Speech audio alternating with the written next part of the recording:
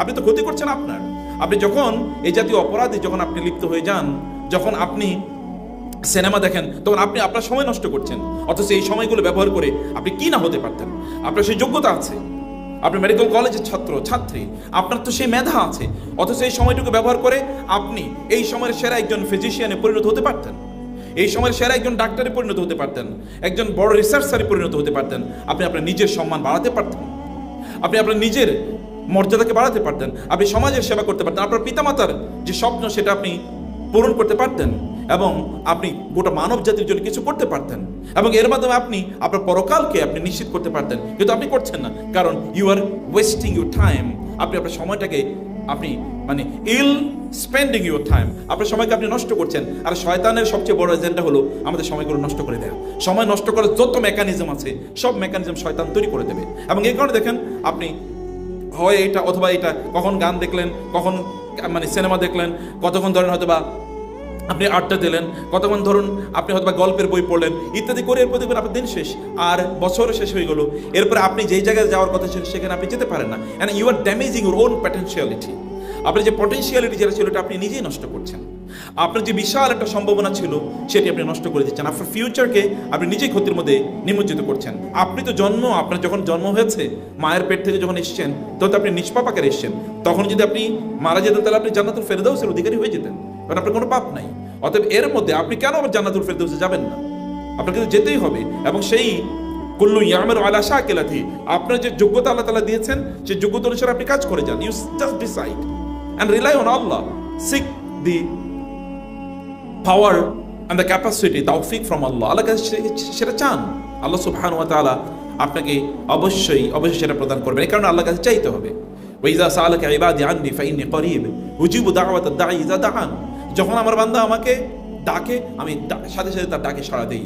যখনই ডাকে, এই ডাকা হচ্ছে তারা যারা গুনাহ করেছে, অপরাধ করেছে, তাদের কথা আল্লাহ তাআলা বলছেন। যখন আমার বান্দা আল্লাহ বলছেন আপনাকে তার বান্দা হিসেবে, তার বান্দা বলে তিনি কেবল তার প্রিয় ভাজন মানুষকে বলেন। তার মানে আপনি গুনাহ করার পর আপনাকে কংগ্রেচুলেশন, নো প্রবলেম। ইন্নাল্লাহু ইয়াগফিরু যুনুবা জামিআ। আল্লাহ বলছে যারা গুনাহ করেছে তারা আমার প্রিয় বান্দা, আসো তুমি আমার কাছে ক্ষমা চাও, আমি তোমাকে ক্ষমা করে দেব, এবং আমি তোমাকে আলিঙ্গন করব। ফাস্তাবিকুল খায়রাত, ভালো কাজের ক্ষেত্রে তোমরা প্রতিযোগিতা করো। Why should you spend your time? আপনি কারো সময়কে নষ্ট করবেন?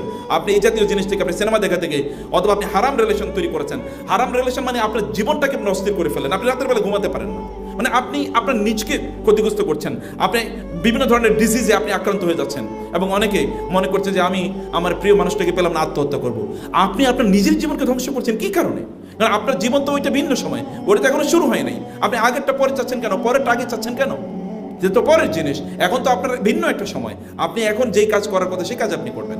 ওয়াল আসরি ইন্নাল ইনসানা লাফি খুসর। আল্লাহ তাআলা বলেছেন সময়ের কারণে মানুষ ক্ষতির মধ্যে নিমজ্জিত। আপনি দেখেন তো পৃথিবী জুড়ে যারা সফল হয়েছে তাদের প্রত্যেকের সময়ের ব্যবস্থাপনা দেখেন তো। আপনার মেডিকেল কলেজে প্রিন্সিপাল স্যার সহ যারা সবচেয়ে নামী বা সবচেয়ে দামি স্যার যারা আছেন, তাদের কথা জিজ্ঞেস করে দেখুন তারা সময়কে কীভাবে ব্যবহার করেছে।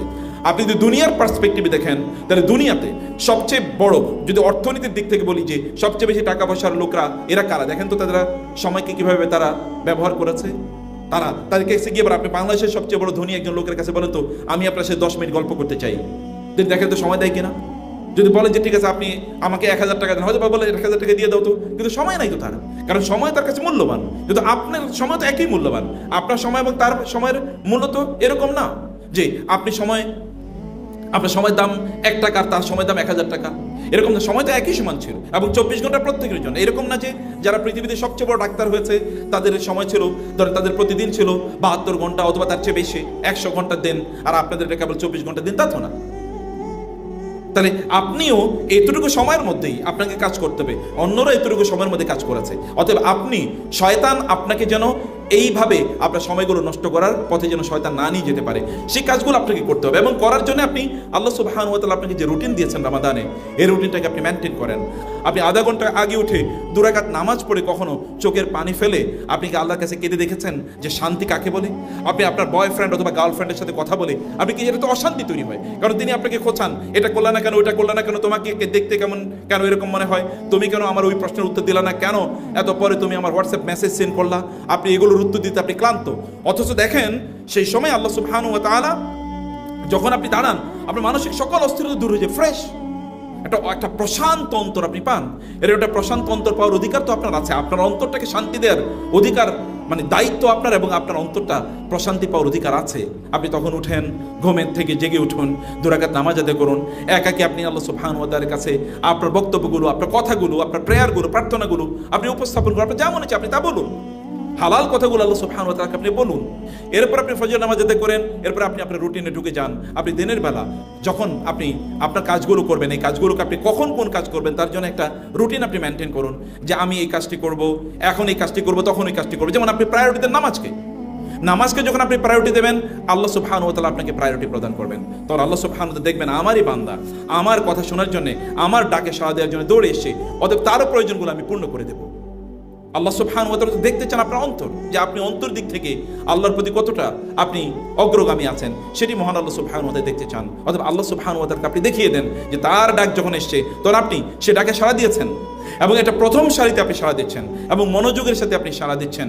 আল্লাহ সুবহানাহু ওয়া তাআলা এর ডাকে সাড়া দেওয়ার পর আপনার যেই একাডেমিক যেই কাজ, মানে ক্লাস আছে, একাডেমিক যে কার্যকলাপ আছে, এগুলোতে কোনো কম্প্রোমাইজ করবেন না। ওয়ামান আরাদা আন যিকরি ফাইন্না লাহু মাঈশাতান দানকা ওয়া নাহশুরু ইয়াওমাল কিয়ামাতি আ'মা ক্বালা রাব্বি লিমা হাশারতানি আ'মা ওয়া ক্বাদ কুনতু বাসীরা ক্বালা কাযালিকা আতাতকা আয়াতুনা ফানাসিতাহা ওয়া কাযালিকা আল-ইয়াওমা তুনসা। আপনি জানেন, আপনি যখন আল্লাহর স্মরণ থেকে নিজকে দূরে রাখেন, তখন আপনার জীবনটা কষ্ট, মানে এটা এমন হয়ে যায়, এটা কণ্ঠকাকীর্ণ হয়ে যায়, এটা খুবই সংকীর্ণ হয়ে যায়, আপনার জীবনটা জটিল হয়ে যায়। আল্লাহ তাআলা বলেছেন মাঈশাতান দানকা, আপনি সব কিছু তখন দেখবেন কোনো কিছু ঠিকমতো চলছে না। Everything is going against your will and your interest. আপনি দেখবেন সব কিছু এলোমেলো হয়ে যাচ্ছে, ঠিকমতো কোনো কিছুই চলছে না। আপনি এটা চাচ্ছেন কিন্তু হচ্ছে বিপরীত। এই অবস্থা কেন হয়? কারণ আপনি আল্লাহ সুবহানাহু ওয়া তাআলাকে আপনার পক্ষে রাখেন নাই। কে আপনার পক্ষে থাকবে, আল্লাহ নাকি শয়তান? শয়তান তো আপনাকে জাহান্নামে নেওয়ার জন্য এসেছে, এবং সে এই অ্যাভাউড, সেই সিদ্ধান্ত নিয়ে জানিয়ে এসেছে আল্লাহ সুবহানাহু ওয়া তাআলাকে, লা উগবিয়ান্নাহুম মিন বাইনি আইদিহিম ওয়া মিন খালফিহিম ওয়া আন আইমানিহিম ওয়া আন শামাইলিহিম ওয়া লা তাজিদু আকসারহুম শাকিরিন। শয়তানকে যখন আল্লাহ সুবহানাহু ওয়া তাআলা বললেন যে তুমি আদমকে সিজদা করো, সে আদমকে সিজদা করলো না। কেন আমি সিজদা করব? শয়তান কোয়েশ্চেন করলো আল্লাহ সুবহানাহু ওয়া তাআলাকে, এবং আল্লাহ সুবহানাহু ওয়া তাআলাকে কোয়েশ্চেন করার পর শয়তান সিজদা করলো না শেষ পর্যন্ত। আল্লাহ সুবহানাহু বলেন তুমি আমার রহমত থেকে বঞ্চিত, যাও তুমি সরে যাও এখান থেকে। সে বলে তাহলে কিয়ামত পর্যন্ত আমাকে বেঁচে থাকার সুযোগ দেন, আমি আপনার বান্দাদেরকে যাদের কারণে আমি পথভ্রষ্ট হলাম তাদেরকে আমি ডান দিক থেকে, বাম দিক থেকে, সামনে থেকে, পেছন থেকে আমি তাদেরকে কি করবো? পথভ্রষ্ট করবো, এবং নিচ থেকেও পথভ্রষ্ট করবো। শুধু উপর থেকে না, কারণ উপর থেকে ওহী আসে, এই জায়গা থেকে না, কিন্তু চারিদিক থেকে তাদেরকে পথভ্রষ্ট করবো, ডান দিক থেকে। পজিটিভ আইডিয়া, আরে তুমি এখন তো যৌবন, তুমি এখন তো একটু ফুষ্টি নষ্টি করবাই, আপনাকে ডান দিক থেকে আইডিয়া দিচ্ছে। আচ্ছা তুমি 4 রাকাত পড়লেই তো হলো। আচ্ছা নামাজের প্রতি এত মনোযোগী হওয়ার কি আছে? আচ্ছা তোমার এত হেজাব নিয়ে এত মেনটেন, তুমি বিয়ে শাদী হলে এরপরে হেজাব করো। আবার তোমার এখন দাড়ি রাখার দরকার আছে কি? তুমি বিয়ে করলে এরপরে করো। এখন এগুলো দরকার নাই। এখন এই যুগে ইসলামকে এত জটিল বানাও কেন? মানে অনেকে দেখবেন ভাই আপনি ইসলামকে এত কঠিন করছেন কেন? আল্লাহই তো আমাদের জন্য সহজ করে দিয়েছেন। দেখেন পজিটিভ, শয়তান তার মধ্যে আইডিয়া দিয়ে দিয়েছে, তার নিজের ভার্সন অফ ইসলাম, সে নিজের একটা ইসলামের একটা ভার্সন তৈরি করেছে। মনে করছে যে আপনি এত কঠিন করছেন কেন? সে মনে করেন না যে তার নিজের জন্য সে জীবনটাকে কঠিন করে দিয়েছে, তার নিজের জীবনকে সে সহজ করতে পারতো, কারণ ইসলাম সত্যি করতে তার জীবনকে সহজ করতে চেয়েছে। আচ্ছা জাহান্নাম কি একবার কখনো চিন্তা করে দেখেছেন? হোয়াট ইজ জাহান্নাম? জাহান্নাম আসলে কি? আমরা তো মনে করছি, আমরা যেমন বোনেরা আছেন, ভাইয়েরা আছেন, আমরা হয়তো মনে করি যতটুকু ইবাদত করি আল্লাহ কি আর আমার জাহান্নামে দেবেন, আমি জান্নাতুল ফেরদৌসে চলে যাবই। মানে এমন একটা ভাব বা এমন একটা চিন্তা আমাদের মধ্যে কাজ করছে। কারণ আমরা নামাজ পড়ি, রোজা রাখি, কেউ কেউ আবার তাহাজ্জুদে নামাজও পড়ে, এবং তিনি মনে করছেন যে আমি এতটুকু তো করি, আমি তো অবশ্যই জান্নাতে যাব। আচ্ছা আপনারা একবার চিন্তা করে দেখেন তো, আবু বকর রাদিয়াল্লাহু তাআলা আনহু, কোরআনের আয়াত নাজিল হলো, লা তারফাউ আসওয়াতাকুম ফাওকা সাউতিন নবী ওয়া লা তাজহারু লাহু বিল কওলি কাজাহরি বা'দিকুম লিবা'দিন আন তাহবাতা আমালুকুম আনতুম লা তাশউরুন। আবু বকর রাদিয়াল্লাহু তাআলা আনহু এমন মানুষ, গোটা মুসলিম উম্মার সকল ইবাদত যদি একটা দাড়ি পাল্লায় রাখা হয়, আর কেবল আবু বকরের ইবাদত যদি আরেকটা দাড়ি পাল্লায় রাখা হয়, তাহলে কার ইবাদত বেশি ভারী হবে? আবু বকর রাদিয়াল্লাহু তাআলা আনহু। তারপরে একবার ওমর গিয়ে বললেন, ওমর রাদিয়াল্লাহু তাআলা বলছেন, আমি একবার আবু বকরের কাছে গিয়ে দেখি তার জিহ্বা ধরে তিনি টানতেছেন। আমি জিজ্ঞেস করলাম করছেন কি আপনি, কি সমস্যা কি? তিনি বলেন এই জিহ্বার কারণে আমি ডুবছি। তিনি নাকি জিহ্বার কারণে ইন্না হাযা ক্বাদ আওরাদানিয়াল মাওয়ারিদ, এই জিহ্বাই আমাকে ডুবিয়েছে। এবং অথচ তিনি কথা বলতেন কম, এবং যা বলতেন সব সত্য বলতেন, তারপরে তিনি বলেন জিহ্বাই আমাকে ডুবিয়েছে। ওমর রাদিয়াল্লাহু তাআলা আনহু একবার চিন্তা করে দেখেন, আল্লাহ রাসূল বলেছেন জান্নাতি, কনফার্ম জান্নাতি, এরা জান্নাতে যাবে, 10 জনের নাম বলেছেন। ওমর রাদিয়াল্লাহু তাআলা আনহু তিনি একবার তার রাস্তা দিয়ে যাচ্ছিলেন, কেউ একজন তেলাওয়াত করেছেন যে ইন্না আযাবা রাব্বিকা লাওয়াকি মা লাহু মিন দাফি, তোমার রবের আযাব আসবে নিশ্চিত, কেউ এটাকে ঠেকাতে পারবে না। আয়াতটা তিনি শুনলেন, শোনার পরে তার ঘোড়া থেকে তিনি পড়ে গেলেন, এবং পড়ে গেলে তিনি বেহুশ হয়ে গেলেন। এরপর 20 দিন তিনি অসুস্থ ছিলেন।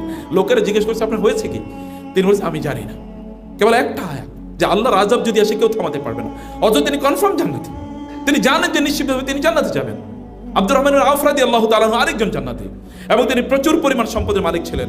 তার সম্পদকে 4 বার তিনি সকল সম্পদ, মানে তার সম্পদের অর্ধেক সম্পদ তিনি, যেমন ধরেন 50,000 দিরহামে তিনি মালিক, 25,000 তিনি আল্লাহর রাস্তায় দান করেছেন। 1 লক্ষ মালিক 50,000 তিনি দিয়ে দিয়েছেন। 2 লক্ষের মালিক 1 লক্ষ তিনি দিয়েছেন। এরকম 4 বার তার অর্ধেক সম্পত্তি তিনি আল্লাহর রাস্তায় দিয়ে দিয়েছেন। আমাদের মধ্যে কে আছে এরকম করতে পারি? আমাদের মধ্যে কে আছে এরকম করতে পারি? তারপরে তিনি মাঝে মাঝে বেহুশ হয়ে যেতেন জাহান্নামের ভয়ে। ওমর রাদিয়াল্লাহু তাআলা আনহু হুযায়ফা রাদিয়াল্লাহু তাআলা আনহুকে জিজ্ঞেস করতেন, আমার নাম কি মুনাফিকদের তালিকায় আছে? কেন আপনি এই কথা কেন বলছেন? বলে না আমি তো জানি না আমার নামটা মুনাফিকের তালিকায় আছে কিনা। অথচ তিনি কনফার্ম জান্নাতি, রাসূল বলেছেন আপনি জান্নাতি, এই 10 জন লোক জান্নাতি। আর আমাদের অবস্থা কি? ওসমান রাদিয়াল্লাহু তাআলার কথা একবার চিন্তা করে দেখেন, রাতের বেলা ঘুমাতে পারেন না। তাকে যখন হত্যা করা হয় তখন তিনি কোরআন তেলাওয়াত করছিলেন, কোরআনের উপরে তার রক্তের দাগ পড়েছিল। এবং ওসমান রাদিয়াল্লাহু তাআলাকে রাসূল সাল্লাল্লাহু আলাইহি ওয়াসাল্লাম 2 জন কন্যা বিয়ে করেছে। এই পৃথিবীতে কেবল একজন মানুষ যিনি একজন নবীর 2 জন মেয়েকে বিয়ে করেছেন। এবং রাসূল সাল্লাল্লাহু আলাইহি ওয়াসাল্লাম বলেছেন লাউ কুন্না আশারাতান, যদি আমার 10 জন মেয়ে থাকতো এবং 10 জন মেয়ে যদি ওসমানের কাছে বিয়ে দেওয়ার প্রয়োজন হতো, তাহলে আমি এক এক করে প্রয়োজনে 10 জন মেয়ে ওসমানের কাছে বিয়ে দিতাম রাদিয়াল্লাহু তাআলা আনহু। তারপর তারা কান্না করে, তারা ঘুমাতে পারে না। আলী রাদিয়াল্লাহু তাআলা আনহু তারা ছটফট করে রাতের বেলা ঘুমাতে পারে না, অথচ তিনি আশারে মুবাশশারা একজন। অথচ রাসূল সাল্লাল্লাহু আলাইহি ওয়াসাল্লাম বলেছেন যে আমি আগামীকাল এই যুদ্ধের পতাকা এমন একজন ব্যক্তির হাতে তুলে দেব যিনি আল্লাহ এবং আল্লাহ রাসূলকে ভালোবাসেন এবং আল্লাহ এবং আল্লাহ রাসূলও তাকে ভালোবাসেন। টেস্টিফিকেশন, সার্টিফিকেশন। তারপরও তারা ঘুমাতে পারে নাই, তারপরও তারা রাতের বেলা তারা জেগে থাকেন, তাদের পা ফুলে যায় ইবাদত করতে গিয়ে। আর আমরা মনে করছি আমরা কনফার্ম জান্নাতি, আমাদের জাহান্নামের ভয় আমাদের মধ্যে থাকেই না, অথচ জাহান্নামের ভয় আমাদের মধ্যে থাকতে হয়। রাসূল সাল্লাল্লাহু আলাইহি ওয়াসাল্লাম বলেছেন জান্নাতুন ইস্তাজিনু বিহা মিনা আল আবদু মিনান নার। যেমনি ভাবে একজন যোদ্ধা তিনি তার সামনে একটা রাখেন, মানে আর্মর যেটাকে আমরা বলছি, মানে বর্ম রাখেন, এই বর্ম দিয়ে তিনি ঠেকান তার নিচে। যেমন পুলিশ তার সামনে এরকম একটা মানে রাখে, ঢাল রাখে। এই ঢাল জান্নাত মানে ঢাল, এই ঢাল দিয়ে ব্যক্তি তার নিজকে জাহান্নাম থেকে বাঁচাবে। আমরা কি আমাদের নিজেকে জাহান্নাম থেকে বাঁচানোর উপযুক্ততা নিজেদেরকে অর্জন করেছি? আল্লাহ তাআলা বলেছেন ওয়াল্লাযিনা হুম মিন আযাবি রাব্বিহিম মুশফিকুন ইন্না আযাবা রাব্বিহিম গায়রু মা'মুন। যে একদল লোক যারা তাদের নিজেদেরকে, তারা জাহান্নামের ভয়, তারা ভীত সন্ত্রস্ত থাকে, কারণ জাহান্নামের ভয় থেকে কেউ কোনোদিন নিরাপদ থাকে না। প্রিয় ভাইয়েরা, আপনি নিশ্চিন্ত কিভাবে থাকেন? এটা ইহুদিদের চরিত্র, বোনেরা, ইহুদিদের চরিত্র। ইহুদিরা মনে করে আমরা কোনোদিন জাহান্নামে যাব না, আর যদি জাহান্নামে যাই তাহলে আমরা 40 দিনের জন্য জাহান্নামে যাব। আচ্ছা আপনাকে আমি বলি, আপনাকে 1 ঘন্টার জন্য আগুনে পুড়িয়ে দেওয়া হবে, এরপরে আপনাকে বাংলাদেশের প্রাইম মিনিস্টার বানিয়ে দেওয়া হবে, কে কে রাজি আছেন?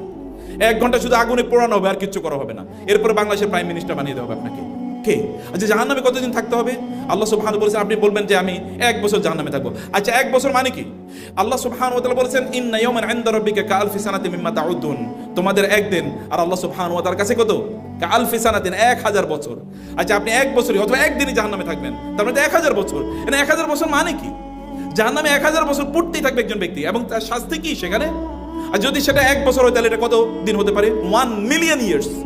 1 মিলিয়ন ইয়ার্স আপনি জাহান্নামে একজন ব্যক্তি থাকবে। আচ্ছা জাহান্নাম থেকে আপনি ধরেন দুনিয়াতে এই যে মানুষ যখন কোনো শাস্তি পায় তখন তার একটা টেনশন থাকে, আচ্ছা ঠিক আছে আমার মারুক, একদিনই তো মারবে, এরপরে তো আমার মুক্তি হবে, এরপরে দেখাই দেবো না। আচ্ছা কেউ জেলে গেলে মনে আচ্ছা তুমি 10 মাস 1 বছর অথবা 10 বছর আমার জেলে রাখবা, তারপরেও কি আমি বের হবো না? কিন্তু জাহান্নাম থেকে বের হওয়ার কি কোনো উপায় আছে? জাহান্নাম থেকে বের হওয়ার কোনো উপায় আছে? তারা সেখান থেকে বের হবে না। লা ইউকদা আলাইহিম ফায়ামুতু। আল্লাহ সুবহানাহু বলেছেন যে সেখান থেকে তারা কোনোদিন বের হবে না। লা ইয়াখরুজু মিনহা, সেখান থেকে বের হওয়ার কোনো সুযোগ তাদের নাই। এখানে তাদেরকে থাকতে হবে। রব্বানা আখরিজনা মিনহা না'মাল সালিহান গায়রাল্লাযী কুন্না না'মাল। হে আল্লাহ আমাদেরকে এখান থেকে বের করে দিন, আমরা ভালো কাজ করব, আর যে অপরাধ করেছি অপরাধ আমরা করব না। আল্লাহ সুবহানাহু বলবেন আওয়ালাম নুআম্মিরকুম মা ইয়াতাযাক্কারু ফীহি মান তাযাক্কার ওয়া জাআকুমুন নাযীর ফাযুকু ফামা লিয-যালিমিনা মিন নাসির। আমি কি তোমাদেরকে এতটুকু বয়স দেই নাই যতটুকু বয়সে লোকেরা ইবাদত করে তার জান্নাত অর্জন করেছে? তোমরা তখন কেন করতে পারলে না? এখন কেন তোমরা বলছো যে তোমাদেরকে আবার পৃথিবীতে ফিরিয়ে নিয়ে যাওয়ার জন্য? আর কোনো ফিরিয়ে যাওয়ার কোনো সুযোগ নাই। জীবন একবারই জীবন। আপনি জাহান্নামে এরকম হয়তো মনে করতে পারেন যে সেখানে গেলে আচ্ছা শাস্তি দিতে নাইলে মরে যাওয়ার পর এরপরে তার কি করবো আমি তো জানি না। আচ্ছা তুমি আমার মেরেই ফেলবা সর্বোচ্চ, আপনি কারোর উপর রাগ করে অথবা কোনো অত্যাচারের উপর রাগ করে আপনি বলেন ঠিক আছে তুমি মেরেই ফেলবা। জাহান্নামের অবস্থা কি? এখানে কোনো মৃত্যু আছে? লা ইয়ামুতু ফিহা ওয়া লা ইয়াহইয়া। সেখানে কোনো মৃত্যু নাই মানে অব্যাহতভাবে এটা চলতেই থাকবে। এবং সেখানে কি আপনি কোনো একটা সময় আপনি বলবেন যে ঠিক আছে শাস্তিতে আমি অভ্যস্ত হয়ে যাচ্ছি। যেমন ধরেন যাদেরকে এই যে আয়না ঘরে যাদেরকে রাখা হতো, জানেন যাদেরকে রাখা হতো প্রথম ধরেন তাদেরকে শাস্তি দেওয়া হতো, 1 মাস পরে তারা বলতেছে ঠিক আছে শাস্তি দেবে, আর কি মারবাই তো মারো, কারণ শাস্তিতে অভ্যস্ত হয়ে গেছে। মানে তার শরীর ওই মায়ের খেতে খেতে ওই জাতীয় মায়ের অভ্যস্ত হয়ে গেছে, সেটা যেভাবেই হোক না কেন। এমন ইলেকট্রিক শকও যদি দিত ওইটাতে তারা অভ্যস্ত হয়ে যেত কোনো এক সময়। কিন্তু জাহান্নামের অবস্থা কিন্তু এরকম না। আল্লাহ সুবহানাহু ওয়া তাআলা বলেছেন, আল্লাহ সুবহানাহু ওয়া তাআলা তিনি বলেছেন যে আমরা তাদের কেবল শাস্তি বাড়াতে থাকবো, প্রতিদিন নতুন নতুন শাস্তি আসবে। এটা আপনি আগে কোনোদিন টেস্ট করবে না লোকেরা, নতুন শাস্তি, তবে নতুন টেস্ট, এখানে নতুন বিষয়ে এটা এরকম একটা পরিস্থিতি সেখানে তৈরি হবে। রাসূলুল্লাহ সাল্লাল্লাহু আলাইহি ওয়াসাল্লাম বলেছেন জাহান্নামীরা সেদিন আপনি যখন কষ্টের কথা একটু অন্য কাউকে বলবেন যে ঠিক আছে ভাই, এই যে যেমন দেখবেন কারাগারে যারা থাকে তারা কিন্তু বন্ধু হয়ে যায় এবং তারা গল্প করে তখন তাদের কষ্টগুলো বলে যায়। কিন্তু জাহান্নামী কিরকম, অহম ইয়াস্তারিখুনা ফিহা রব্বানা আখরিজনা মিনহা না'মাল সালিহান, লোকেরা সেদিন চিৎকার করতে থাকবে। এবং আল্লাহ সুবহানাহু ওয়া তাআলা বলেছেন ওই ওহুম ইয়াখতাসিমুন, তারা সেখানে তারা ঝগড়া বিবাদ করতে থাকবে, একজন আরেকজনের সাথে ঝগড়া বিবাদ করবে, তোমার কারণে আমি জাহান্নামে এসেছি, তোমার কারণে আমি জাহান্নামে এসেছি। এবং আল্লাহকে বলবে রব্বানা আতিহিম দি'ফাইনি মিনাল নার মিনাল আযাব, এ আল্লাহ তার শাস্তিটা আপনি বাড়িয়ে দেন। আল্লাহ বলবেন ক্বালা লিকুল্লিন দি'ফুন, উভয়ের জন্য ডাবল শাস্তি আছে। কোনো কথাবার্তা নেই, আপনি একজন আরেকজনকে ব্লেম করবেন, বাঁচার কোনো উপায় নাই, আপনি শেয়ার করতে পারবেন না কষ্টের কথাগুলো। এরকম একটা অবস্থায় জাহান্নামে লোকেরা প্রচন্ড মোটা থাকবে, ওযিমু ওয়া ফুকহিমু, তার বিশাল বড় মোটা হবে। কেমন মোটা হবে জানেন, তারা যে বসার স্থানটা হবে বাইনাল মাক্কা ওয়াল মদিনা, বাইনা মাক্কা ওয়াল মদিনা, মক্কা এবং মদিনার মধ্যে প্রায় 500 কিলোমিটার, এতটুকু জায়গা জুড়ে একটা লোক বসবে, মানে এত বিস্তৃত দেহের অধিকারী হবে। এবং রাসূলুল্লাহ সাল্লাল্লাহু আলাইহি ওয়াসাল্লাম বলেছেন এই সকল লোকগুলোর দাঁত হবে এক একটা উহুদ পাহাড়ের মতো। উহুদ পাহাড় মানে কি, আপনি যারা মক্কায় মদিনায় যারা গিয়েছেন তারা উহুদ পাহাড় দেখেছেন। আমাদের যদি আমরা হিমালয়ের কথা বলি বা ধরেন আপনার চট্টগ্রামে গিয়েছেন, শুধু দাঁতগুলো হবে এরকম। তার এই যে চামড়ার কত পুরু হবে জান, যদি দ্রুতগামী কোনো ঘোড়া দিয়ে যদি আপনি যান তাহলে 3 দিন লাগবে এই চামড়া দূরত্ব অতিক্রম করতে, এরকম চামড়া। এবং অন্য বর্ণনা এসছে যে এটা কতটুকু মোটা হবে। রাসূলুল্লাহ সাল্লাল্লাহু আলাইহি ওয়াসাল্লাম বলেছেন তার যে কান এবং তার এই যে কাঁধ, এই কান এবং কাঁধের মধ্যে এত দূরত্ব হবে যে এখানে আপনার 70 বসন্ত, মানে 70টা আপনার যে এটাকে ঋতু পর্যন্ত আপনাকে দৌড়াতে হবে অতটুকু জায়গা অতিক্রম করার জন্য। এবং এই যে 2 কাঁধের মধ্যখানে কি বিশাল বিস্তৃত থাকবে, রাসূলুল্লাহ সাল্লাল্লাহু আলাইহি ওয়াসাল্লাম তিনি জানিয়েছেন এই 2 কাঁধের মধ্যে এত লম্বা মানে ব্যবধান থাকবে যে এতটুকু ব্যবধান অতিক্রম করার জন্য আপনাকে কয়েকদিন কেবল দ্রুত সুপারসনিক গতিতে আপনাকে চলতে হবে, মানে এত বিস্তৃত একটা দেহের অধিকারী হবে। এবং রাসূলুল্লাহ সাল্লাল্লাহু আলাইহি ওয়াসাল্লাম বললেন আল্লাহ সুবহানাহু ওয়া তাআলা এই যে জাহান্নামীদেরকে আল্লাহ সুবহানাহু ওয়া তাআলা যে শাস্তি প্রদান করবে সেখানে আপনি কিন্তু প্রচন্ড ক্ষুধার্ত থাকবেন। এরকম না যে আমি শাস্তি পেয়ে এরপরে ক্ষুধা সব ভুলে গেছে, না, জাহান্নামীরা প্রচন্ড ক্ষুধার্ত থাকবে, এত ভয়াবহ ক্ষুধার্ত তারা থাকবে, সামনে যা পাবে তারা তাই খেয়ে নেবে। আল্লাহ সুবহানাহু বলেছেন সুম্মা ইন্নাকুম আইয়ুহাদ দালুনাল মুকাজ্জিবুন লাআকিলুনা মিন শাজারিন মিন যাক্কুম ফামালিউনা মিনহাল বুতুন ফাশারিবুনা আলাইহি মিনাল হামিম ফাশারিবুনা শুরবাল হিম হাযা নুজুলুম ইয়াউমিদ্দিন। আল্লাহ তাআলা বলবেন সেই দিন লোকেরা তারা যাক্কুম বৃক্ষের যে ফলগুলো এগুলো খাবে, এবং এগুলো প্রচন্ড বিষাক্ত ফল। যাক্কুম বৃক্ষের যে ফলগুলো এত বিষাক্ত, রাসূলুল্লাহ বলেছেন যদি তার 1 ফোঁটা পানি যদি পৃথিবীতে পড়তো তাইলে এই পৃথিবীতে কোনোদিন আর ফসল জন্মাতো না। এরকম ভয়াবহ একটা জায়গায় এরকম একটা ভয়াবহ খাবার লোকজনকে জাহান্নামে তাদেরকে খেতে দেওয়া হবে, এবং এই খাবার খেয়ে তাদের মানে গলায় গিয়ে আটকে যাবে। আটকে যাওয়ার কারণে এই লোকেরা তারা এবার পানি তারা চাইবে, তাদের এই পানির জন্য তারা চিৎকার করতে থাকবে। আল্লাহ তাআলা বললেন যে তখন তাদেরকে পানি হিসেবে দেওয়া হবে সেটা লাহুম শারাবুম মিন হামিম। আল্লাহ তাআলা বলেছেন তার জন্য প্রচন্ড উত্তপ্ত পানি দেওয়া হবে, কাল মুহলি ইয়াশবিল উজুহ বিইসা শারাব ওয়া সাআত মুরতাফাকা। এবার আল্লাহ তাআলা বললেন তাদেরকে আল মুহলের মতো পানি দেওয়া হবে, মানে যেটা গরম অত্যন্ত উত্তপ্ত সীসা, যদি উত্তপ্ত করা হয় তাহলে এটা যেমন হয় এরকম তাদেরকে পানি খেতে দেওয়া হবে। এবং এই পানিগুলো কি থেকে তৈরি হবে, পুজ, পেশাব, পায়খানা ইত্যাদি দিয়ে তৈরি। এগুলো যেগুলো জাহান্নামীদের এগুলো দিয়ে তৈরি, এগুলোকে উত্তপ্ত করা হবে, এরকম ঘন হবে, এগুলো তাদেরকে খেতে দেওয়া হবে। এগুলো যখন তাদের মুখের কাছে আসবে তখন তাদের মুখ এবং আপনার নাক, চোখ এগুলো সব গলে পেশাব পায়খানা রাস্তা দিয়ে বের হয়ে যাবে। এই জাহান্নামের সাধারণ একটু সামান্য কেবল চিত্রায়ন মহান আল্লাহ সুবহানাহু ওয়া তাআলা বলেছেন, এবং বলেছেন এগুলো পেট ভরে লোকেরা খাবে। তাদের যখন কুল্লামা নাদিজাত জুলুদুহুম বাদদালনাহুম জুলুদান গায়রাহা লিয়াযুকুল আযাব, যখন তাদের চামড়াগুলো পড়ে যাবে নতুন চামড়া সেখানে তৈরি হবে, যেন তারা এই শাস্তি যেন তারা আস্বাদন করতে পারে। বোনেরা আমার, ভাইয়েরা আমার, কেন আপনার নিজকে আপনি এই কষ্ট দেবেন? আপনার এই শরীরটা জাহান্নামের জন্য তৈরি না। এই যে অবয়ব আল্লাহ তাআলা তৈরি করে দিয়েছেন এটা জাহান্নামের জন্য না, এটা জান্নাতের জন্য কেবল উপযুক্ত। জানেন এই কারণে আপনি এখানে পৃথিবীতে ক্লান্ত হয়ে পড়েন, আপনার ঘুম আসে এবং আপনি ক্ষুধার্ত হয়ে যান, এবং আপনি দেখেন একটু আনন্দ ফুর্তি আপনার লাগে, আদারওয়াইজ আপনি অন্যরকম হয়ে যান। জান্নাতে আল্লাহ সুবহানাহু ওয়া তাআলা ঠিক এরকম ব্যবস্থা করে দিয়েছেন, কিন্তু জাহান্নামে এর একটাও নেই। জাহান্নামে কমপ্লিট ডিফারেন্ট ইস্যু। যেন আপনি ভয়াবহ ক্ষুধার্ত থাকবেন, ভয়াবহ তৃষ্ণার্ত থাকবেন। জান্নাতে আপনি ক্ষুধাও কোনোদিন ফিল করবেন না, তৃষ্ণাও আল্লাহ সুবহানাহু বলেছেন না, ইন্নাকা লা তাজমাউ ফিহা ওয়া লা তা'রা, ইন্নাকা লা তাজমাউ ফিহা ওয়া লা তা'রা, সেখানে তুমি ক্ষুধার্ত হবে না, সেখানে তুমি তৃষ্ণার্ত হবে না। তার মানে তাহলে আপনি খাবেন কেন? আপনি আনন্দের জন্য খাবেন। পৃথিবীতে আমরা আনন্দের জন্য খাই না, আনন্দের জন্য খেলে আপনি অসুস্থ হয়ে যাবেন, আপনি খেতে পারবেন না, আপনি ক্লান্ত হয়ে যাবেন, আপনার ঘুমিয়ে পড়তে হবে। কিন্তু সেখানে আপনি আনন্দের জন্য কেবল খাবেন এবং আপনি এত পরিমাণ গ্রহণ করবেন যে আপনার খাওয়ার ব্যাপারে কোনো রুচির কোনো মানে তৈরি হবে না যে আমি এটা তো খেয়েছি, এই মাত্র এটা খেয়েছি। কুল্লামা রুজিকু মিনহা মিন সামারাতিন ক্বালু রুজিকনা, মানে হাযা মিন ক্বাবলু ওয়া উতু বিহি মুতাশাবিহা ওয়া লাহুম ফিহা আজওয়াজুম মুতাহহারা ওয়া হুম ফিহা খালিদুন। আল্লাহ তাআলা বলেছেন, যখনই তাদেরকে এক ধরনের ফ্রুট দেওয়া হবে তখন তারা বলবে এই জাতীয় ফ্রুটস তো আমরা কিছুক্ষণ আগে পেয়েছিলাম। কিন্তু যখনই তারা এটা খাবে, খেয়ে দেখবে যে না, এটা তো ভিন্ন টেস্ট, ডিফারেন্ট টেস্ট, এবং এই টেস্ট তারা কোনোদিন উপলব্ধি করতে পারে নাই। আল্লাহ সুবহানাহু ওয়া তাআলা বলেছেন, জান্নাতে আপনাকে যে শরাব, যে পানীয় দেওয়া হবে, এই পানীয় মানে খিতামু মিস্ক ওয়া ফি যালিকা ফালিয়াতানাফাসিল মুতানাফিসুন। আপনি যে পানীয়, ডিফারেন্ট ক্যাটাগরিজ অফ পানীয়, জুস, এরকম হাজার হাজার না লক্ষ লক্ষ টাইপের জুস আপনি সেখানে খাবেন।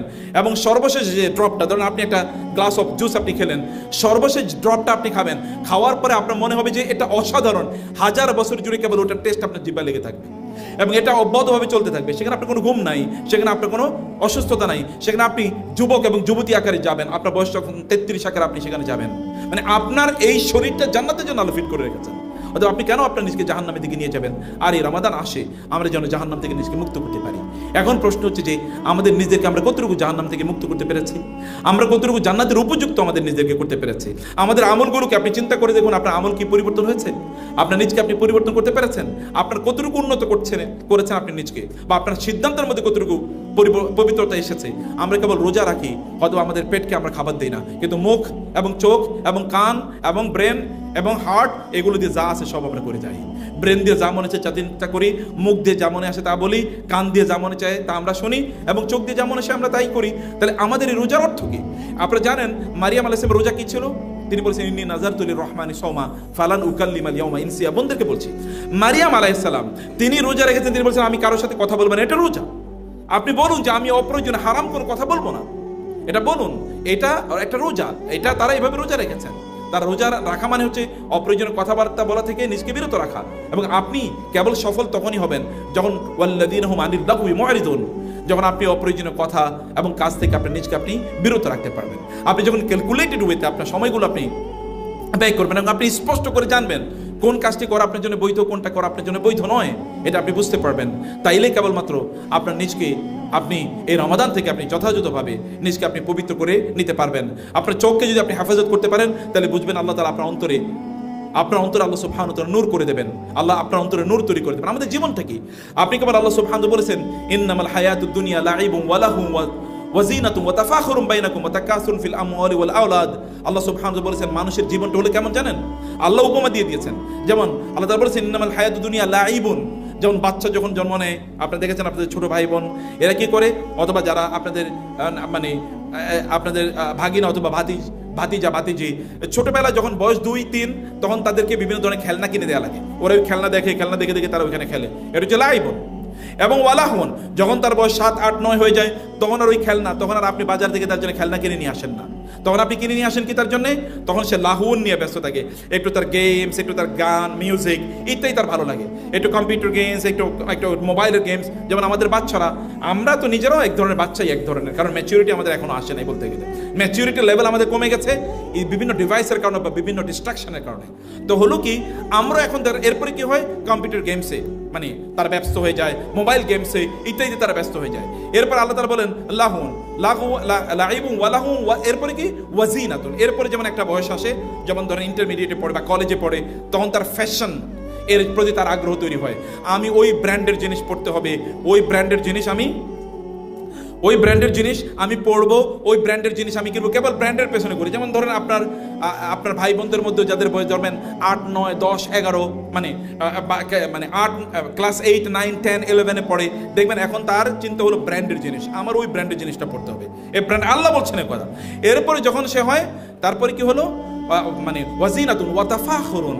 এরপরে যখন সে ইউনিভার্সিটিতে পড়ে তখন আর এটা তার কাছে কোনো ইস্যুই না, তখন তার কাছে ব্র্যান্ডও ইস্যু না, তখন তার কাছে গেমস ইস্যু না, তখন তার কাছে ইস্যু হলো অন্য কিছু, কতটা প্রাইড করা যায়, অহংকারী, একটু এবলো থেবলো মানে মানে যেটাকে আমরা বলেছি আলা বোলা টাইপের হয়, অথবা আপনার ওই যে টি শার্ট পরে হয়তো বা কলেজে মানে ক্লাসে চলে এসেছে, এখন অথবা মুখটা ধোয় না, ব্রাশও করে না, কিন্তু সে ক্লাসে চলে এসেছে, ক্লাসে বসে আছে, অথবা ওই ক্লাসের নিচের দিকে বসে পেছনের দিকে বসে এখনো ঘুমাচ্ছে, কারণ এখনো তার চোখ থেকে ঘুম যায় না। এখন এরকম একটু মানে যেমন আমাদের চারুকলাতে যেরকম দেখবেন, মানে চারুকলাতে যত প্যান্ট সেরা থাকতে পারে, গেঞ্জি যত সেরা থাকে, চুলগুলো যেরকম ধরেন গত 2 বছরে চুল কাটে নাই, আর নখগুলো প্রায় অন্য কাউকে ধরলে মনে হচ্ছে যেন ও মানে নিহত হয়ে যাবে, এরকম একটা ভাব, মানে গোসল করেছে সর্বশেষ কবে সে নিজেও জানে না, আর কোনো রেকর্ডও নাই, এটা কেবল ফেরেশতারা বলতে পারবে। এরকম একটা ট্রাইব তৈরি হয়, এটা হলো একটা সময় গিয়ে। এরপরে কি হয় জানেন, তারপরে কেবল ওয়াতাকাসুরুন ফিল আমওয়ালি ওয়াল আওলাদ, এরপরে তিনি এবার চাকরি বাকরি করবেন। এখন তার কাছে হলো কি, আমি কত টাকা ইনকাম করছি, এটা আমি কত টাকা বেতন পাই, কোন বড় কোম্পানিতে আমি চাকরি করছি, আমার পোস্ট কত, পজিশন কত, ইত্যাদি ইত্যাদি কেবল, এবং আমার গাড়ি একটা হয়েছে আরেকটা লাগবে, বাড়ি একটা হয়েছে আরেকটা বাড়ি লাগবে, আমার ইত্তকার কেবল তখন ব্যস্ত। এইভাবেই আমরা করতে করতে কোনো একটা সময় কি এরপরে আমাদের মৃত্যু চলে আসে। আমরা আর এই যে এক ধরনের ব্যস্ততার মধ্যে আমাদের জীবন গেল, এই জীবনটা যেন এমন না হয়, আপনাকে সেখান থেকে বের হয়ে আসতে হবে। এই রমাদানই মূলত আপনাকে বের হয়ে আসার জন্য একটি চমৎকার অপরচুনিটি আপনাকে প্রদান করছে। আপনি এই অপরচুনিটিটা গ্রহণ করুন, ভেতর থেকে এটাকে গ্রহণ করুন প্লিজ, এবং আপনার নিজকে আপনি পরিবর্তন করুন। আপনি আজকে থেকে বলুন, আমার চোখ আজকে থেকে হারাম কোনো জিনিস দেখবে না। আপনি যতই ভালো কাজ, আপনি দেখছেন যে আপনি ভালো কাজ করছেন, আপনি এরকম সেরকম করছেন, আল্লাহ তাআলা বলেছেন এই জাতীয় ব্যক্তিদের কাজ হচ্ছে ওই ব্যক্তির মতো যে ব্যক্তি মরুভূমিতে দূরে মনে করছে পানি, কিন্তু আসলে কি ওটা পানি না, ওটা আসলে মরিচিকা। অথবা ওই ব্যক্তি যে সমুদ্রের মধ্যে নিমজ্জিত হয়ে গেছে, সমুদ্রে যখন আপনারা জানেন যখন কোন একজন ব্যক্তি 100 ফিট নিচে যদি যায় তাহলে সে কিছু আলো দেখতে পায়, কিন্তু 1000 ফিট নিচে যদি যায় তাহলে সে কোনো আলোই দেখতে পায় না কখনো, এমনকি হাত যদি বাড়িয়ে দেয় তাহলে সে আলো দেখতে পায় না। এবং পানির এত প্রেশার থাকে যে লোক সেখানে মারা যাবে, তার দম বন্ধ হয়ে যায়, মারা যাবে। কাফের এবং মুশরিকরা অথবা যারা এরকম জীবন যাপন করে, এই সকল ব্যক্তিদের অবস্থা হচ্ছে এরকম যে তারা অন্ধকারের মধ্যে নিমজ্জিত। আপনি আপনার জীবনটাকে অন্ধকারের মধ্যে নিমজ্জিত করবেন না, আপনি আলোর মধ্যে থাকুন এবং দেখবেন কিভাবে আপনি চারিদিক থেকে কল্যাণ আপনি ফিল করেন, আপনি সুখ ফিল করেন। মহান আল্লাহ সুবহানাহু ওয়া তাআলা যেন আমরা সত্যিকার অর্থে একটা কল্যাণকর জীবন যাপন করতে পারি, এবং এই রমাদানের মাধ্যমে যেন আমাদের নিজেদেরকে আমরা পরিবর্তন করতে পারি, সময়কে যেন ক্যালকুলেটেড ওয়েতে এবং সফলতার দিকে যেন আমাদের সময়টাকে আমরা ব্যয় করতে পারি। আল্লাহ সুবহানাহু ওয়া তাআলা আমাদেরকে সেই তৌফিক দান করুন। আল্লাহুম্মা আমিন। জাযাকুমুল্লাহ খায়র।